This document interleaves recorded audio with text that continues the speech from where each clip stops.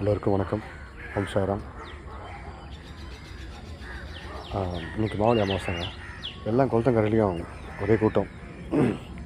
ஆனால் வருஷத்தை பார்த்துனா இருக்கேன். அதை நான் காசியில் பார்த்துருக்கேன், கையால் பார்த்துருக்கேன், பிரயாகராஜில் பார்த்துருக்கேன். இந்த மாதிரி எல்லாத்துலேயும் தர்ப்பணம் பண்ணுற பேரில் இந்த தலைமுறை பண்ணுறா தலைமுறை பண்ணிட்டு பெற்றவங்க இருக்கும்போது நம்ம ஒரு வேளை சோறு போடுறதில்லை. சரி, ஓகே, நம்மளால் முடியல, நமக்கு சரியான வேலை இல்லை, நம்ம பணம் முடியல, கஷ்டப்படுற போனால் பரவாயில்ல, ஓகே, நம்ம பரவாயில்ல. நம்மளால் முடிஞ்சு பெற்றவங்களுக்கு சோறு போட முடியாது, ரொம்ப பெரிய பாவம். ஒரு டீ அவங்களுக்கு தேவை, வயசான காலத்தில் அவங்களுக்கு என்ன தேவை? 2 வேளை சாப்பாடு, 2 டீ.